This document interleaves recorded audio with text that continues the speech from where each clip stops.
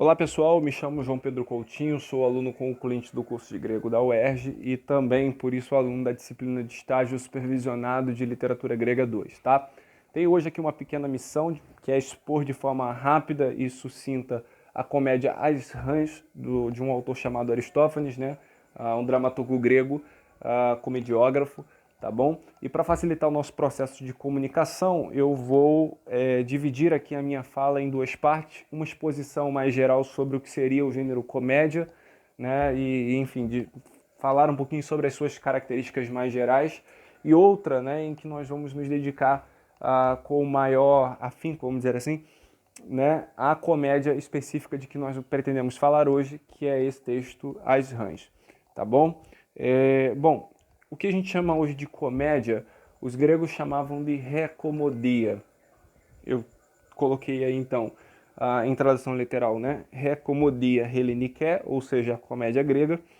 Né? O título original da peça de que nós vamos tratar, que é Bafrahoi, ou seja, As Rãs, e o nome do nosso autor, que em grego se pronuncia Aristófanes. Tá? Uma pequena diferença aí de pronúncia por causa do acento. Tudo bem? Vamos então à nossa exposição mais geral. Diz o texto que a gente pode subdividir a comédia, com certeza, né, em duas partes, ou seja, aquilo que a gente chama de comédia antiga e comédia nova. Essa distinção está baseada principalmente em questões estruturais e temáticas, tá? Dentro desses textos, dentro dessas peças. Alguns autores vão postular a existência de uma comédia média, mas aí não há muita certeza, então vamos ficar com aquilo que é certo, que seria, né, afirmar com convicção que existem, então, pelo menos dentro da comédia grega, dois períodos. Um que nós chamamos de comédia antiga e outro que nós chamamos de comédia nova, tá?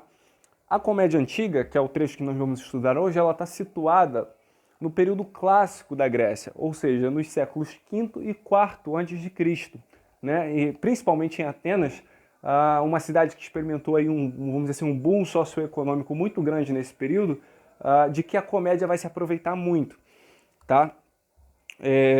Bom, conservaram-se completas desse primeiro estágio apenas 11 obras de Aristófanes. Então ele foi um cara muito produtivo, escreveu aí por volta de 40 peças e dessas 40, 11 chegaram intactas até os nossos dias.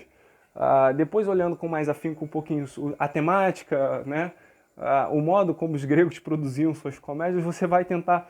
Eu acho que todo mundo consegue entender o porquê essas peças não foram tão copiadas, tá bom? Principalmente depois da disseminação aí do cristianismo, tá bom? Bom, todo o restante, né, são vestígios diversos e estrofes soltas que a gente tem acesso por meio de citação, manuscrito e tudo mais. Mas o que a gente tem completo mesmo são essas 11 obras do Aristófanes.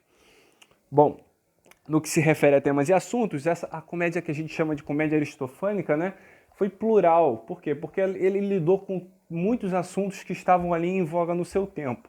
Então, política, guerra, né, crítica literária, que é inclusive o nosso assunto de hoje, são algumas bases utilizadas pelo dramaturgo. O Aristófanes foi um cara muito curioso, né, um cara que viveu o que a gente chama de século de Péricles, né, aquele auge pomposo pelo qual a cidade de Atenas passou, em que ela praticamente dominou o comércio marítimo da Grécia. E é claro que isso passa, né, principalmente com a perda dessa hegemonia para Esparta durante a Guerra do Peloponeso. E o Aristófanes ele vai viver isso, então ele vai explorar essa coisa da política, da guerra em suas peças, né? Claro, sempre muito crítico, né, tecendo, né, muitas colocações contrárias, né, a essa decadência, né, que tinha ali atingido a polis de Atenas, tá bom? Bom, deve-se mencionar aqui, uma pequena colocação que eu costumo fazer nos meus trabalhos, a relação estreita que há entre comédia e isegoria. Tá? Isegoria seria aí literalmente, né, o direito à fala de forma igual, ou seja, todos podem falar em assembleia. Estava mais relacionada principalmente a esse contexto da assembleia, em que se discutiam as coisas da polis. Mas por que eu digo isso? Porque o Aristófanes ele vai citar nominalmente muitas pessoas, pessoas que estavam ali e que eram influentes, que estavam na sua plateia. E não havia, né, não podia haver, é claro que depois ele podia ser processado, né? Mas não podia haver naquele momento nenhum tipo de interrupção, por mais que ele falasse do homem mais poderoso.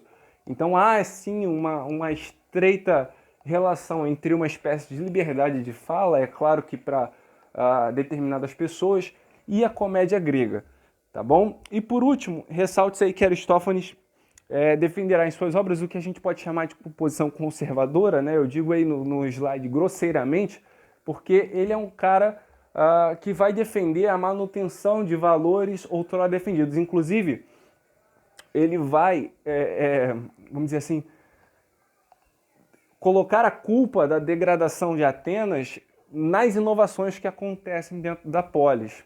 Tá? Então, se em um momento a polis tratou determinada classe de um jeito, né, e tinha por isso, vamos dizer assim, uma influência maior dentro do contexto helênico, agora que ela não faz mais isso, ela, né, perdeu o seu respeito, perdeu a sua tradição. Então Aristófanes, nesse sentido, é muito conservador. Tudo bem? Vamos passar? Agora já indo aí, então, para a peça específica de que nós vamos falar hoje, que são as rãs.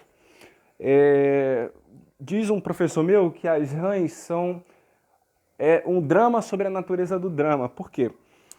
Vamos lá. Dionísio, deus grego do vinho, do teatro, mas também do vinho, né?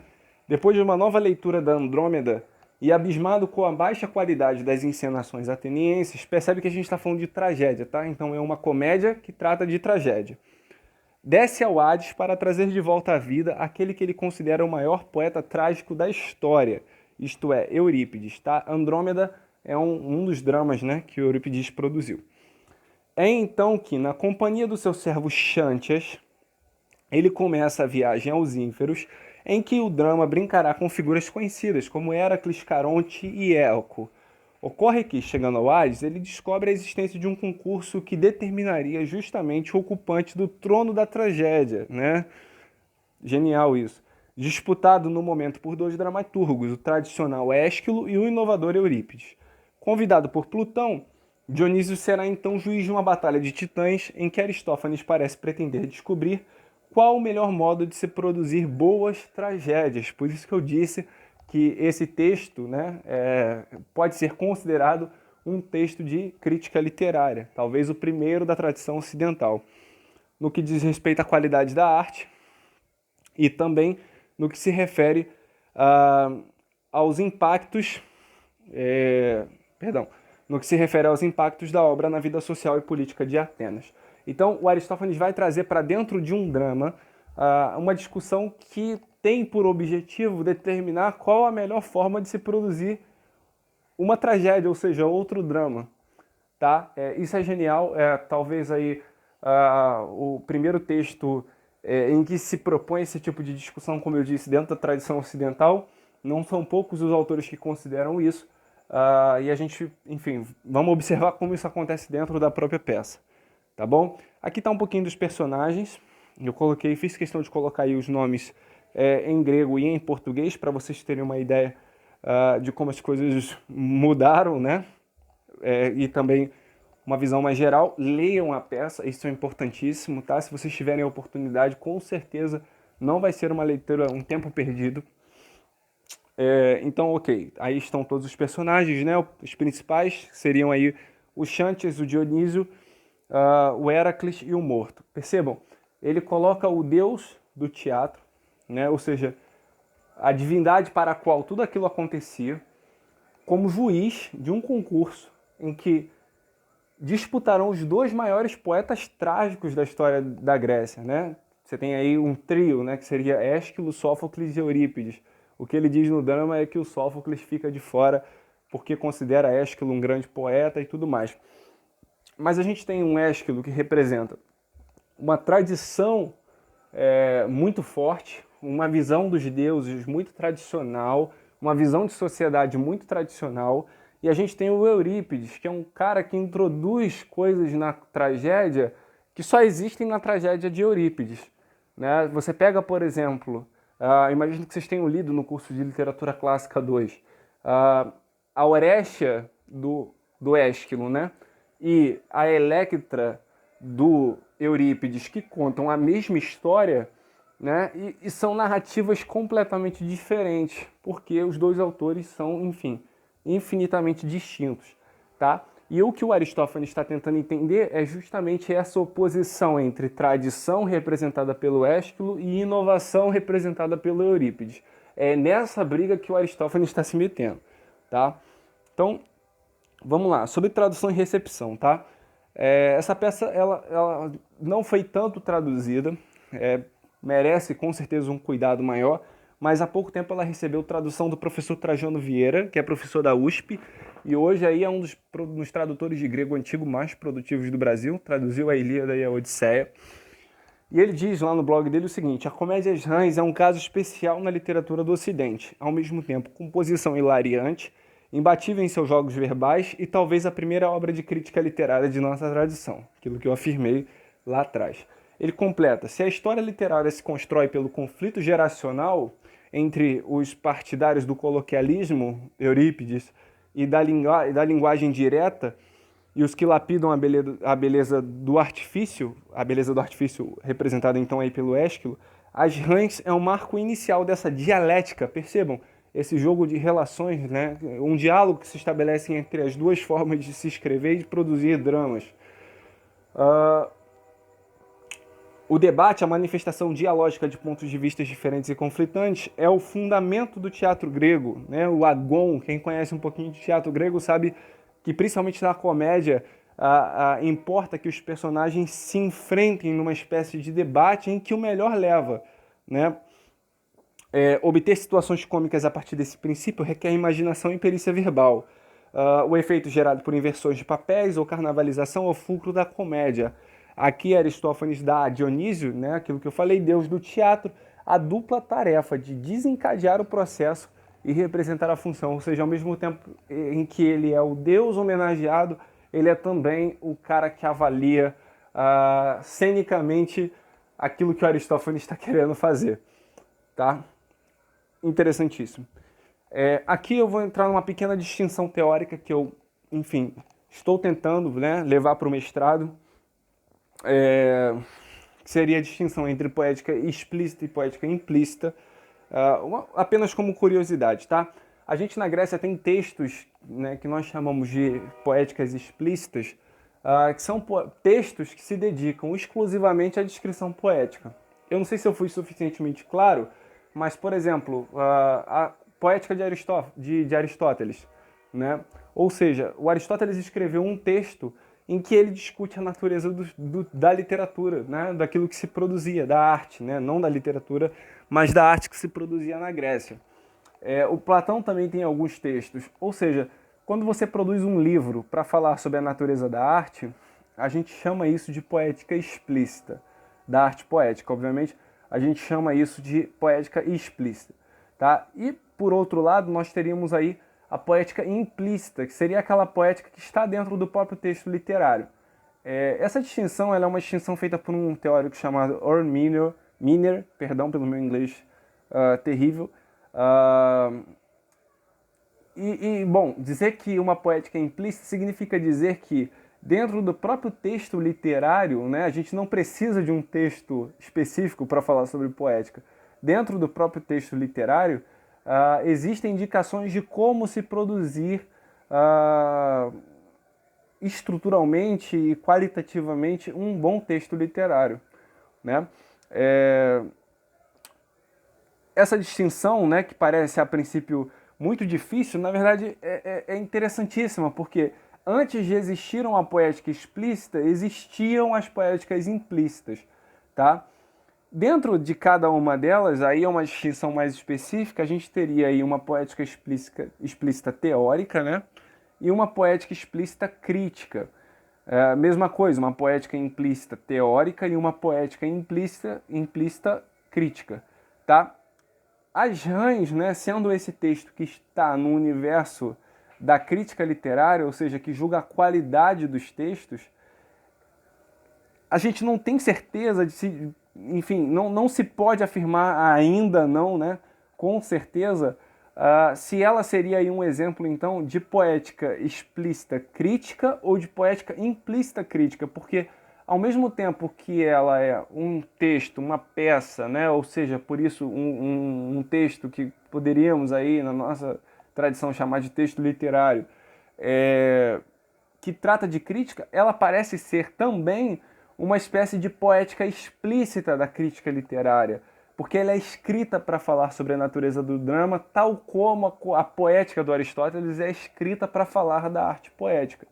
Então ela é esse texto que está entre a poética explícita e entre a poética implícita. A gente ainda não tem como, né, dizer em qual dos dois dá para encaixar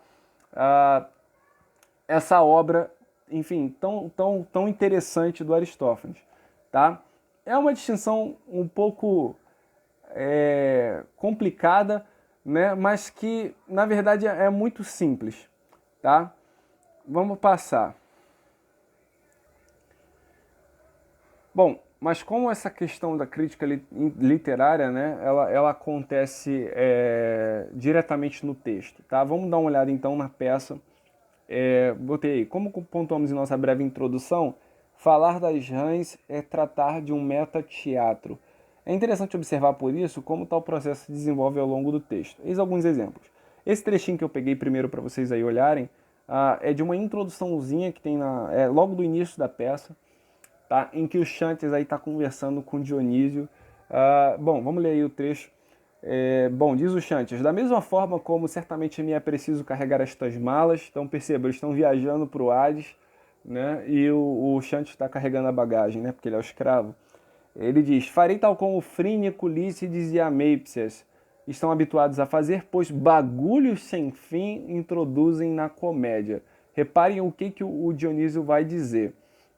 Não faças isso agora, pois sendo eu espectador, quando Deus do teatro está assistindo, né, ele diz, quando vejo um desses sofismas, fico 1 ano mais velho. Então, olha, quando eu assisto, olha o que o Aristófanes está fazendo. Provavelmente esses caras estavam assistindo a peça sendo encenada, e ali dentro, em cima do palco, Aristófanes diz que quando Deus do teatro observa uma peça daqueles homens, ele se sente, né, 1 ano mais velho. Então, percebam como, ao mesmo tempo que existe aí uma sugestão implícita de como se não devia produzir comédia, né? Existe aí tá na cara que isso é um texto escrito para dizer isso, né? Logo também de poética explícita, tá? Bom, vamos para outro trecho. Aqui o Dionísio, perdão, já chegou lá no Héracles. Percebam, ele vai com o Xantes até a casa do Héracles, porque existe lá o mito de Héracles em que ele desce ao Hades e retorna vivo. Então o Dionísio quer pegar umas dicas, né, e tentar entender como ele pode chegar no Hades. E aí ele está conversando com Héracles, né, disse ao Héracles que ele pretende trazer de volta o Eurípides, porque ele não aguenta mais o que está sendo produzido em Atenas em matéria de tragédia. E aí o Héracles pergunta para ele, por que você não deseja subir o Sófocles, que é predecessor de Eurípides, se de lá te falta guiar alguém? Tá? A gente está trabalhando com uma tradução mais literal aí. Ou seja, o que ele está dizendo, se você quer trazer alguém, por que você não traz o Sófocles, que é, vamos dizer assim, o predecessor, né, um cara que veio antes do Eurípides? E aí, o que o Dionísio responde para ele? Não antes de ver se Iófon, que seria o filho de Sófocles, tá?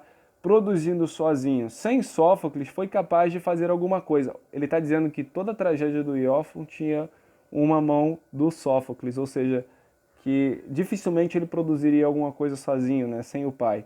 Além disso, o Eurípides, multipotente como é, se colocar as mãos em mim, daqui se escapa. O Sófocles, aliás, sendo subserviente aqui mesmo, o é ainda mais por lá.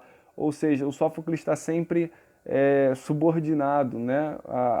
Talvez aí, provavelmente, uma referência à subordinação que Sófocles tinha a Ésquilo, tá bom? Essas duas traduções que vocês leram são nossas, como eu disse, traduções mais literais. Vamos para o último trecho.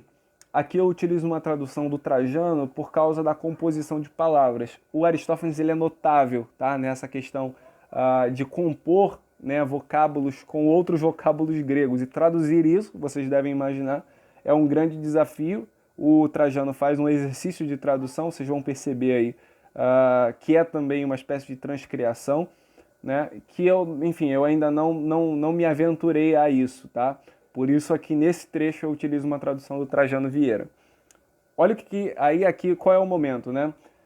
Já é o embate final entre Ésquilo e Eurípides, lá dentro, né, do agon entre as duas personagens, em que eles estão discutindo e o Dionísio está avaliando quem é o melhor dramaturgo, e o Eurípides responde ao Ésquilo. Olha o que ele diz ao Ésquilo: não punha equinogalos nem capriveados, estampas que decoram os tapetes persas. Ele está dizendo que, ao contrário do Ésquilo, ele não colocava coisas desnecessárias na tragédia.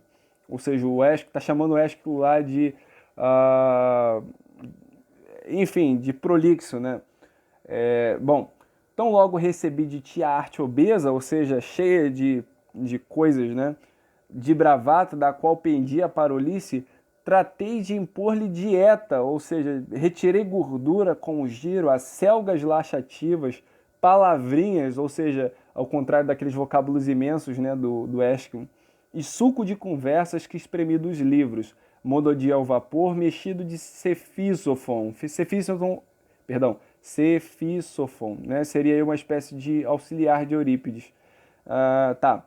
Vetava o bate-papo ao Léo e não me dava mistureba. Quem primeiro entrava já dizia a origem da tragédia. Isso aqui é uma questão muito interessante. O Eurípides cai em cima do Ésquilo assim, por causa de uma prática que, segundo ele, o Ésquilo tinha, que era de colocar personagens em cena sem fala, né? Os personagens ficavam andando no palco. Ele faz aí até nessa própria peça uma referência a Níobe, né?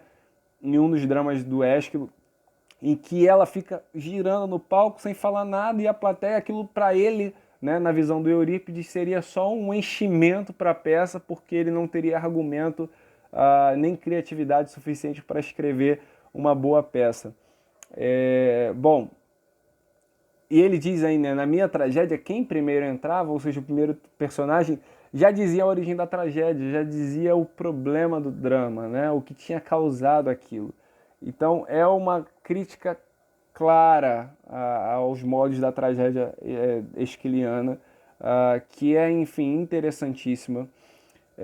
Bom, eu vou finalizar eu não queria dar exatamente um spoiler, né, mas importa dizer que no final da peça, o Dionísio, ao contrário de tudo que se esperava dele, ele leva de volta para Atenas o Ésquilo, tá? Porque depois do embate ele conclui que a tradição, né, é claro que se adaptando muito à visão que o próprio Aristófanes tinha da sua vida e da vida da cidade, é mais importante do que a inovação.